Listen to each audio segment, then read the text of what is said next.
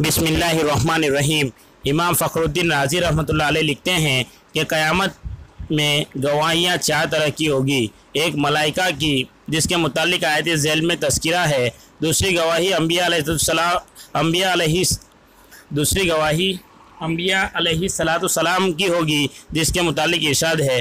तीसरे उम्मत मुहम्मदिया की गवाही होगी, जिसके मुतालिक इरशाद है। चौथी आदमी के अपने आज़ा की गवाही होगी, जिसके मुतालिक इरशाद है।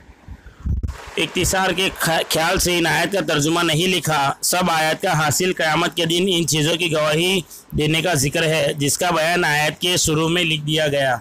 चौथा अमर हदीस बाला में यह इरशाद मुबारक है कि मैं तुमको कुफ़ार के सामने रुस्वा और फजीहत न करूँगा। यह हक़ तआला शानों का गायत दर्जा का लुत्फ़ करम और मुसलमानों के हाल पर गैरत है कि अल्लाह की रज़ा के ढूंढने वालों के लिए यह भी लुत्फ़ इनाम है कि उनकी लग़ज़िशों और सय्यात से वहाँ भी दरगुजर और पर्दा पोशी की जाती है। हज़रत अब्दुल्लाह इब्न उमर रज़ियल्लाहु अन्हुमा हुज़ूर अक़दस सल्लल्लाहु अलैहि वसल्लम से नक़ल करते हैं कि क़यामत के दिन हक़ तआला शानो एक मोमिन को अपने करीब बुलाकर उस पर पर्दा डालकर कि कोई दूसरा न देखे, उसकी लग़ज़िशों और सय्यात याद दिलाकर उसके हर गुनाह का इकरार कराएंगे, और वो अपने गुनाहों की कसरत और इकरार पर यह समझेगा कि अब तो हलाकत का वक्त करीब आ गया।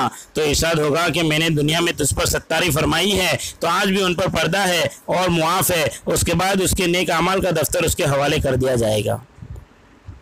और भी सैकड़ों रिवायत से यह मजमून मुसब्बत होता है कि अल्लाह की रज़ा की ढूंढने वालों को उसके अहकाम की पाबंदी करने वालों की लग़ज़िशों से दरगुजर कर दिया जाता है। इसलिए निहायत अहमियत के साथ एक मजमून समझ लेना चाहिए कि जो लोग अल्लाह वालों की कोताहियों पर उनकी ग़ीबत में मुब्तला रहते हैं, वह इसका लिहाज रखे कि मुबादा क़यामत में उनके नेक अमाल की बरकत से उनकी लग़ज़िशों तो मुआफ़ कर दी जाए और पर्दा पोशी फरमाई जाए, लेकिन तुम लोगों के अमाल नामे ग़ीबत का दफ्तर बनकर हलाकत का सबब बने। अल्लाह जल्ल शान अपने लुत्फ़ से हम सबसे दरगुजर फरमावे।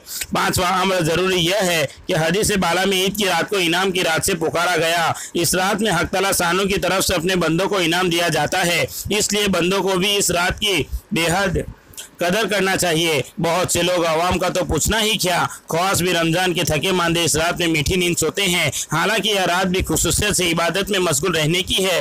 नबी करीम सल्लल्लाहु अलैहि वसल्लम का इरशाद है कि जो शख्स सवाब की नियत करके दोनों ईदों में जागे और इबादत में मशगूल रहे, उसका दिल उस दिन न मरेगा जिस दिन सबके दिल मर जाएंगे। यानी फितना व फसाद के वक्त जब लोगों के कुलूब पर मुर्दनी छाती है, उसका दिल जिंदा रहेगा और मुमकिन है कि सूर फूके जाने का दिन मुराद हो कि उसकी रूह बेहोश न होगी। एक हदीस में इरशाद है कि जो शख्स 5 रातों में इबादत के लिए जागे, उसके वास्ते जन्नत वाजिब हो जाएगी। नंबर 1 लैलतुल तरविया 8 जिलहज की रात। नंबर 2 लैलतुल अरफा 9 जिलहज की रात। नंबर 3 लैलतुल हर 10 जिलहज की रात। नंबर 4 और ईद उल फित्र की रात। और नंबर 5 शब बारात यानी 15 शाबान की रात को फुक़हा ने भी ईदैन की रात में जागना मुस्तहब लिखा है। मा सबत बिसुन्ना में इमाम शाफ़ी साहिब रहमतुल्लाह अलैह से नकल किया है कि 5 रातें दुआ की कबूलियत की है। जुम्मा की रात, ईदैन की रातें,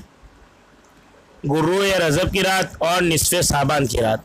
तम भी बाद बुजुर्गों का इरशाद है कि रमज़ानुल मुबारक में जुम्मा की रात का भी खुसूसियत से एहतमाम चाहिए कि जुम्मा और उसकी रात बहुत मुतबरक औकात है। अहादीस में इनकी बहुत फजीलत आई है, मगर चूँकि बाद रिवायत में जुम्मा की रात को क़ियाम के साथ मखसूस करने की मुमानत भी वारिद हुई है, इसलिए बेहतर है कि 1-2 रात को उसके साथ और भी शामिल कर ले। आखिर में नाजरीन से लजाजत से दरख्वास्त है कि रमज़ानुल मुबारक के मखसूस औकात में जब आप अपने लिए दुआ फरमाएँ तो एक सियाकार को भी शामिल फरमाएँ। क्या बईद है कि करीम आका तुम्हारी मुखलिसाना दुआ से उसको भी अपनी रज़ा व मोहब्बत से नवाज दे।